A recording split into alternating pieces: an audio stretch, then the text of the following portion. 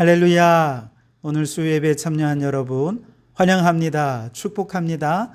주님의 은혜와 성령의 충만함이 이 시간에 우리 모두에게 함께 하시기를 간절히 바랍니다.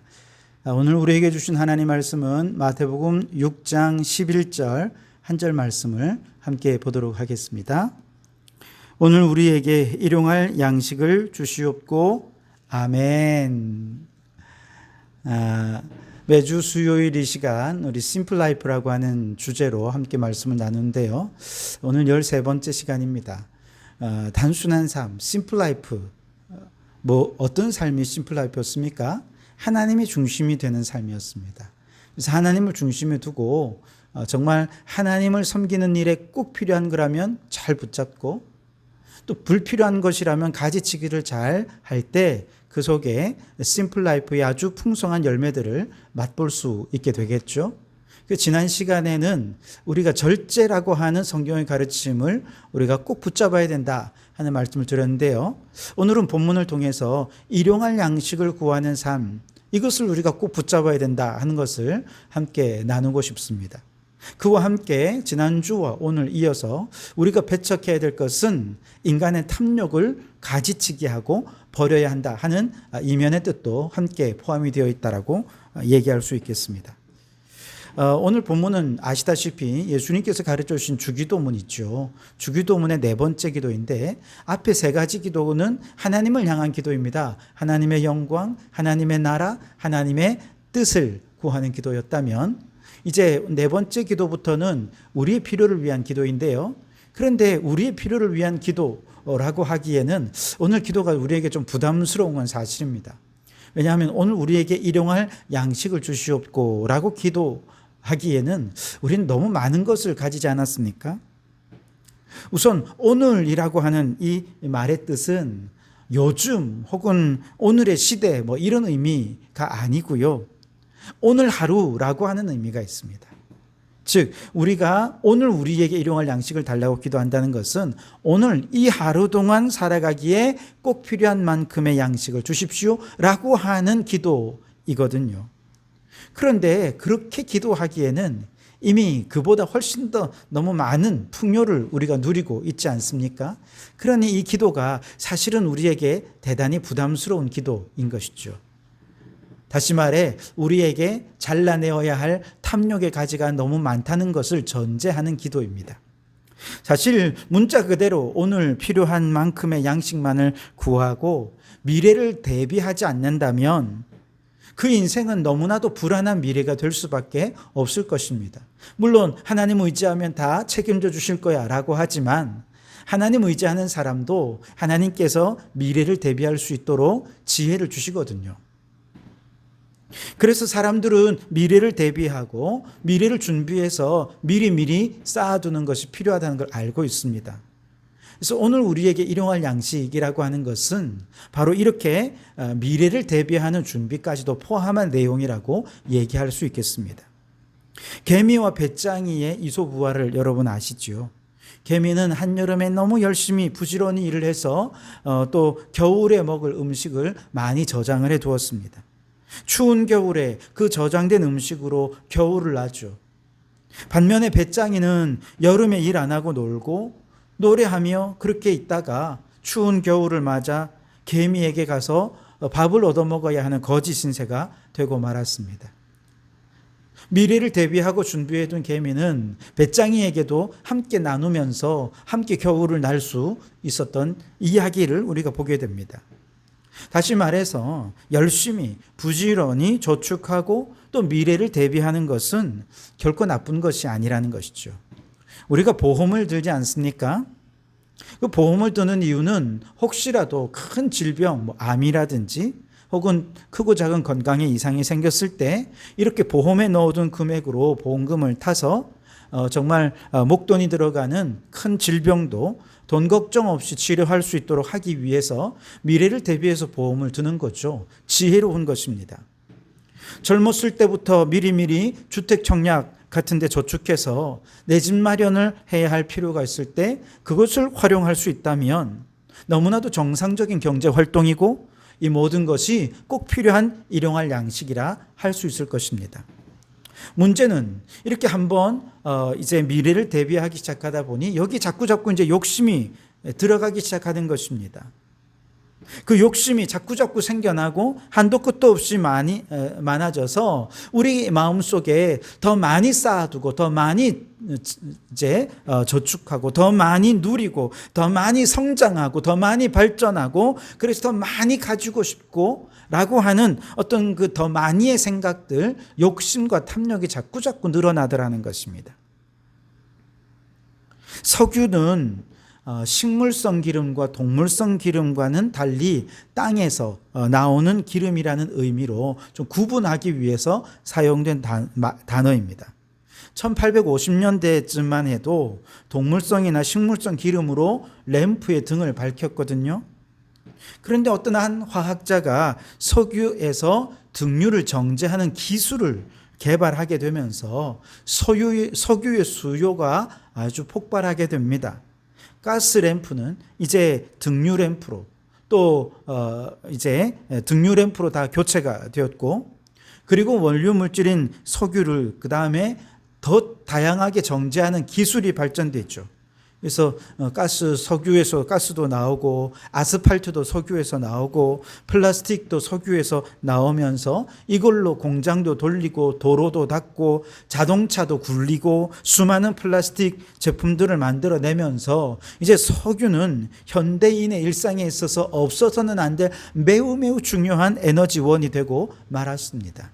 그러나 그와 함께 공장을 짓고 도로를 놓고 도시를 건설하느라 그 땅에 살고 있던 수많은 생명종들의 서식지가 파괴되고 말았습니다.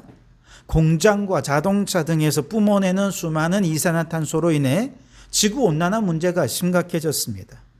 오늘날 우리가 겪는 이상자연현상들, 자연재해들, 수많은 산불들, 이런 것들이 결코 기후위기와 무관하지 않다는 것은 학자들에 의해서 밝혀지고 있는 것이죠.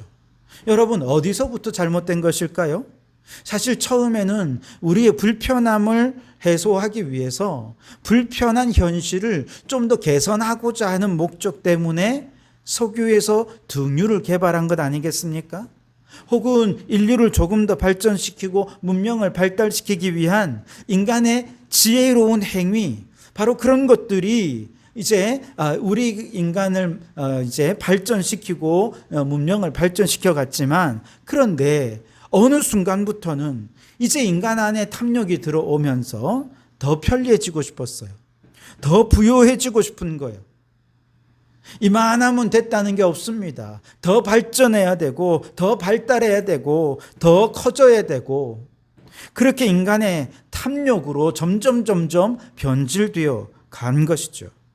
이처럼 브레이크 없이 무절제하게 지속적인 성장과 발전을 추구하는 현실은 일용할 양식을 구하라는 주님의 가르치신 기도와는 정반대로 가고 있는 것이죠. 우리가 잘 아는 것처럼 하나님께서 이스라엘 백성들을 출애굽시키셨습니다. 그 후에 광야의 길을 40년 동안 걷게 하셨죠. 이 40년 광야의 길을 걷게 하신 이유가 무엇입니까? 그것은 하나님의 백성답게 하나님의 뜻대로 살아가도록 훈련하기 위함이었습니다. 광야에는 그 많은 사람들이 함께 먹고 살기에는 충분한 먹거리가 없었죠. 이런 상황에서 하나님께서 하늘에서 만나와 메추라기를 내려주셔서 이 백성들을 먹여주셨는데요. 만나는 여러분 아시다시피 아침마다 이슬처럼 내리는 작고 둥글고 서리 같은 그런 것 아니겠습니까? 그래서 희고 꿀 섞은 과자 같은 맛을 낸다고 합니다. 하나님께서는 매일같이 만나를 내려주시는데 모든 사람들이 다 먹을 수 있을 만큼의 분량만 그 하루에 딱 내려주시는 것입니다. 그래서 성경에 출애굽기 16장에 보면 이렇게 말씀하십니다. 그 거둔 것이 많기도 하고 적기도 하나 오멜로 되어 본즉 많이 거둔 자도 남음이 없고 적게 거둔 자도 부족함이 없이 각기 식량대로 거두었더라. 그렇게 말씀하고 있습니다. 하나님께서 주신 만나를 사람들이 거두는데 어떤 사람은 많이 거두기도 하고 어떤 사람은 적게 거두기도 했습니다. 그런데 모두가 부족함이 없었대요. 왜 그랬습니까? 많이 거둔 자는 적게 거둔 자에게 나누어 주었기 때문에 그렇죠. 그래서 서로 부족함이 없이 욕심 부리지 않고 서로 나누면서 그렇게 했더니 부족함이 없는 식량을 누릴 수 있었죠. 그런데 간혹 가다가 어떤 사람들은요, 너무 많이 만나를 거둡니다. 욕심을 부립니다. 모자란 사람들에게 나누지 않고 움켜쥐었습니다. 그랬더니 어떻게 되었습니까? 다음날 그 만나가 상하고 벌레가 먹어서 못 먹는 음식이 되어서 버릴 수밖에 없었습니다. 하나님은 한꺼번에 만나를 많이 주실 수 있었죠. 그래서 쌓아놓고 저장해놓고 그렇게 음식을 먹을 수 있도록 얼마든지 할 수 있었을 것입니다. 그런데 그렇게 하지 않으셨어요. 그 이유가 뭔지 아십니까? 매일매일 만나를 주심으로 하나님이 세 가지를 훈련시키기 위함이었어요. 그 세 가지가 뭐냐? 이것이 바로 심플 라이프의 핵심인데요.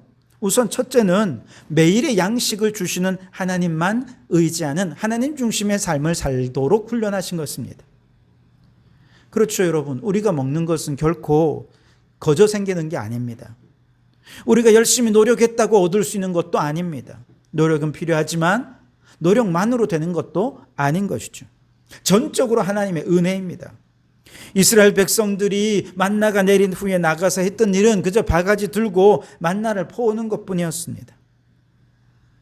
오늘날에는 이렇게 만나가 떨어지는 일은 없지만 이 만나의 사건은요, 오늘 우리가 먹고 마시는 모든 일용할 양식은 다 하나님께로부터 오시는 은혜다. 이 모든 음식의 주인공은 하나님이시다. 그러니 하나님만 의지하고 하나님 중심으로 살아야 한다라고 하는 것을 훈련시켜 주시는 매우 중요한 훈련이었습니다. 여러분, 실제로 그렇죠. 우리에게 생명 주신 분이 누구십니까? 하나님이십니다. 저 곡식의 씨앗과 땅이라고 하는 환경을 만들어 주신 분이 누구십니까? 하나님이십니다. 적절한 때에 햇빛을 주시고 때를 따라 돕는 비를 내려주시는 분 누구이십니까? 하나님이십니다. 그리고 그것을 잘 경작해서 수확할 수 있도록 하신 분이 누구이십니까? 그런 지혜, 그런 재능을 주신 분도 하나님이십니다. 농사뿐만 아니라 우리 인생에 필요한 모든 것들을 채워가기 위해 하나님께서 주신 은사와 지혜와 재능, 이 모든 것의 주인은 다 하나님이시라는 것이죠. 우리가 배불리 먹기까지 우리도 노력을 하지만 또한 다른 사람들의 수고와 또 그러한 수고들을 서로 연결하는 사회의 제도라는 것이 또 있지 않습니까? 이건 누가 만들어 주신 것입니까? 하나님께서 주신 지혜로 이렇게 만들 수 있었던 것이지요. 다시 말해서 하나님께서는 만나 사건을 통해서 우리 인생이 먹고 사는 거 정말 복잡하죠. 우리 사회 제도가 얼마나 복잡합니까? 그러나 단순하게 생각하면 그 모든 것의 출처는 하나님이시라는 것입니다. 하나님께서 이 모든 것을 가능하게 해 주셨다는 것이죠. 그러니 먹을 때마다 또 이 사회를 볼 때마다 늘 하나님께 감사할 수밖에 없는 것입니다. 우리가 식사할 때마다 하나님이 음식 주셔서 감사합니다. 기도하는 것은 단순히 감사의 기도를 넘어서 이제 하나님 중심의 삶을 살겠습니다. 하나님만 의지하며 살겠습니다. 라고 하는 신앙의 고백이기도 한 것이죠. 그래서 여러분, 우리는 식사 기도만 제대로 해도 우리의 신앙은 흔들림 없는 신앙이 될 것입니다.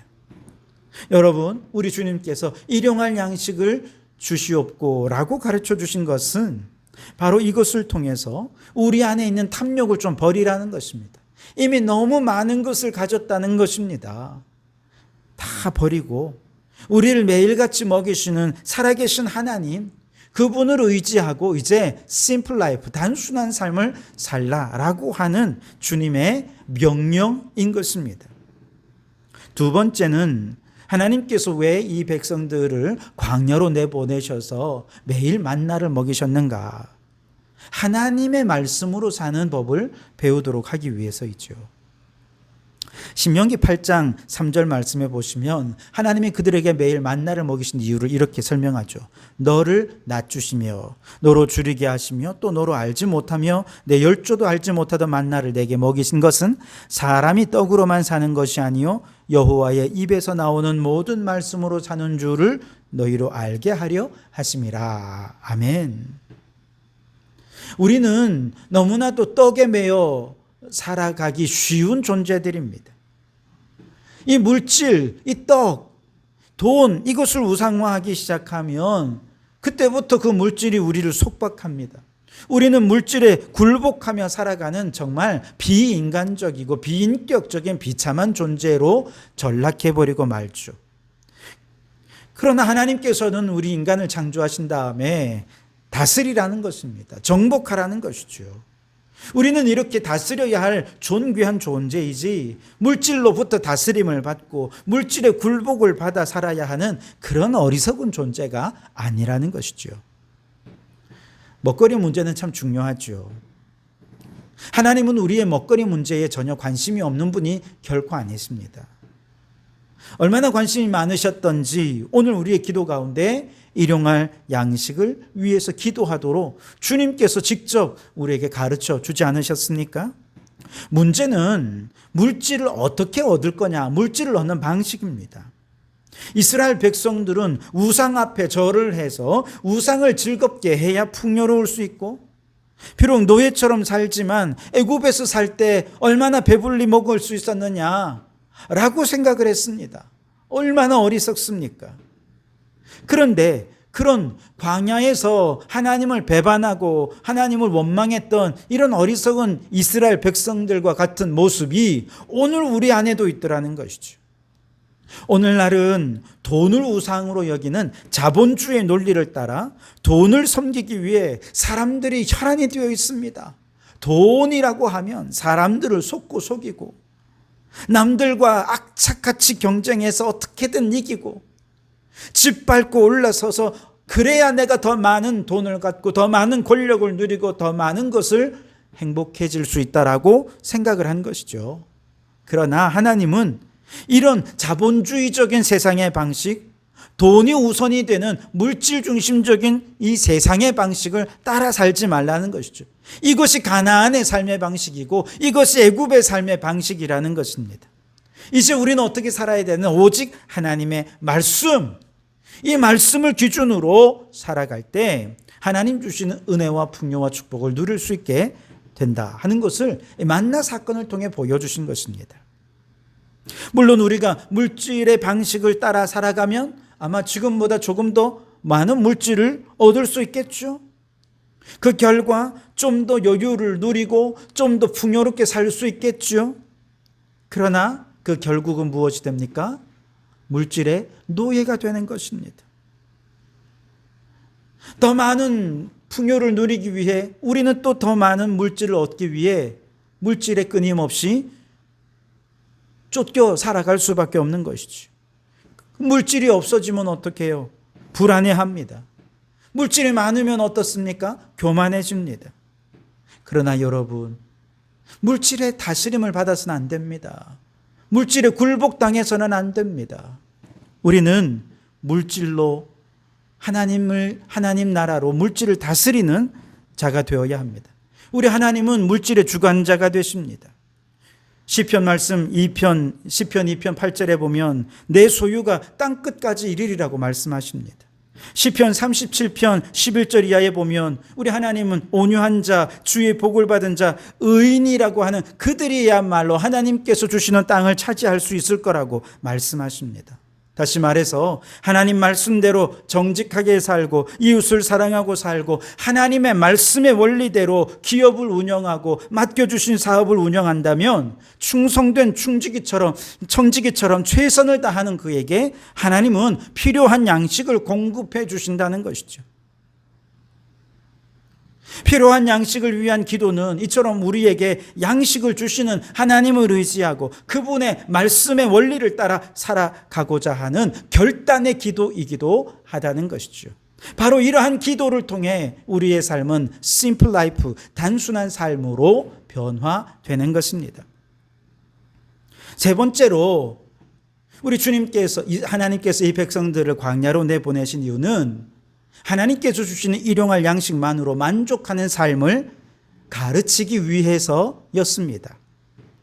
말씀드린 대로 우리 인생의 문제는 너무 많이 쌓아두는 데 있습니다. 자기에게 불필요해요. 그런데 자꾸 쌓아둡니다. 세상에는 먹을 것이 한정이 되어 있는데 우리가 이렇게 쌓아두다 보니 다른 쪽에서는 굶주릴 수밖에 없는 것이죠. 부와 양식의 축적의 더 큰 문제는 이런 사람들은 하나님을 의지하지 않고 물질을 의지하는 삶을 살게 된다는 것이죠. 곳간에 곡식이 가득하면 안심입니다. 그렇지 않으면 불안해지는 물질 의존적인 삶을 살게 됩니다. 사람을 바라볼 때 물질로 평가합니다. 삶의 행복의 기준을 물질에다가 두게 됩니다. 이런 사람들은 소유지향의 사람이라고 말할 수 있죠.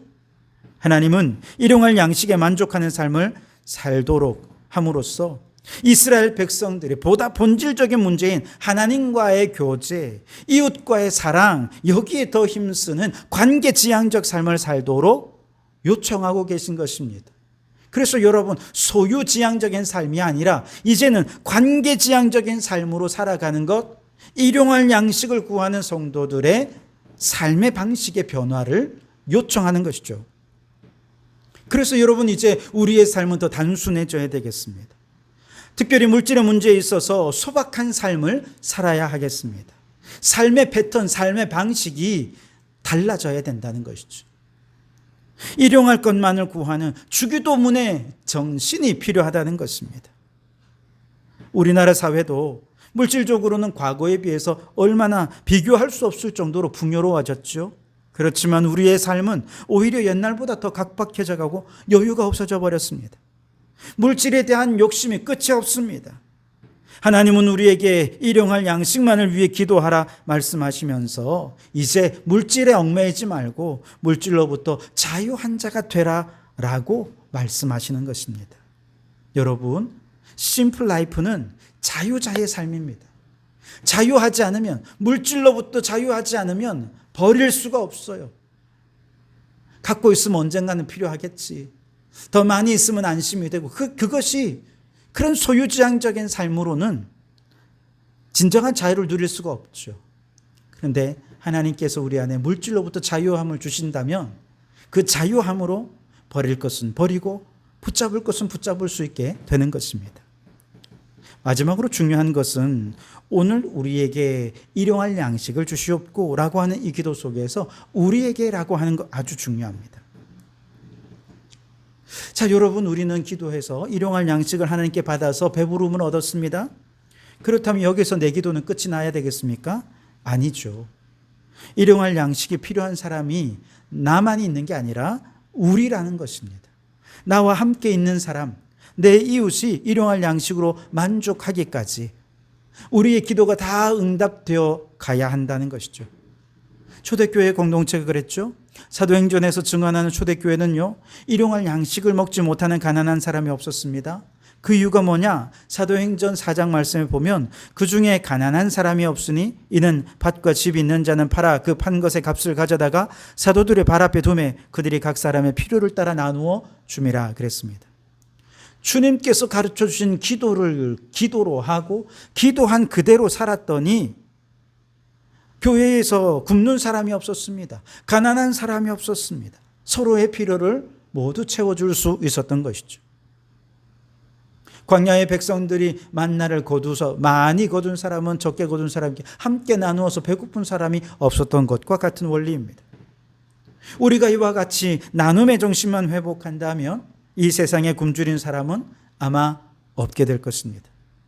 지구촌의 한쪽에서는 쌀이 남아돈다고 하고 다른 쪽에서는 또 살이 쪄서 다이어트를 한다고 하지만 다른 한편에서는 먹을 것이 없어서 굶주리고 영양실조로 죽어가는 사람들이 너무 많이 있습니다. 멀리 갈 곳도 없이 저 북한과 남한을 한번 생각해 보세요. 북한의 식량이 부족하죠. 남한은 얼마나 부유합니까? 우리는 주기도문을 드리면서 무슨 생각을 해야 할까요? 남북의 이념의 문제가 아닙니다. 예수님을 믿는다면 우리 믿음의 사람들, 주님이 가르쳐 주신 기도로 기도한다면 이제 우리는 이 기도를 실천해야 됩니다. 저 굶주리는 북한의 백성들을 향해 우리가 어떻게 섬겨야 할지를 우리가 생각하고 실천할 수 있어야 한다는 것이죠. 오늘 우리에게 일용할 양식을 주시옵고, 여러분, 이 기도는 심플라이프의 삶을 추구하는 성도들의 기도이어야 합니다. 하나님이 아닌 세상적인 것들을 더 의존하며 살아가는 우리들이 이제는 우리에게 일용할 양식을 베푸시는 하나님만 믿고 의지하며 하나님 중심의 삶을 살아야 할 것입니다. 일용할 양식을 넘어서는 것, 그것은 무엇이든지 물질이 될 수도 있고 은사가 될 수도 있고 지식이 될 수도 있겠습니다. 무엇이든지 그건 내 것으로 소유만 하지 말고 필요로 하는 이들과 함께 나누고 베풀면서 기도한 대로 그렇게 살아갈 때 하나님께서 그 삶에 복을 더하여 주실 줄 믿습니다. 바라기는 우리는 이미 너무 많이 가졌습니다. 너무 많은 풍요가 우리에게는 죄악입니다. 주님께서 원하시는 심플 라이프를 기도하면서 주님 뜻대로 살아가겠노라고 결단하는 우리 성도들이 되시기를 주님의 이름으로 축원합니다. 기도하시겠습니다. 하나님 아버지, 그렇습니다. 우리는 너무나도 풍요로운 세상 속을 살아가면서 아무렇지도 않은 듯 우리에게 일용할 양식을 달라고 주님 앞에 기도해 왔습니다. 오 주여, 이 기도의 의미를 분명히 깨닫고 오늘 우리에게 일용할 양식을 주시는 하나님 중심의 삶을 살아가는 저희들이 되게 해 주옵소서. 내게 넘치게 주신 것은 하나님께서 다른 사람들을 섬기고 나누라고 주신 사명으로 주신 것인 줄 믿고, 일용할 양식 이상의 것들이 내게 주어졌을 때 많은 사람들에게, 필요로 하는 사람들에게 나누고 베풀며 살아가는 저희들이 될 수 있도록 인도하여 주옵소서. 오 주여, 그리하여 우리 모두가 심플 라이프로 거룩한 영성으로 하나님께 칭찬받고 인정받는 저희들이 될 수 있게 인도하여 주시옵소서. 예수님 이름으로 기도하옵나이다. 아멘.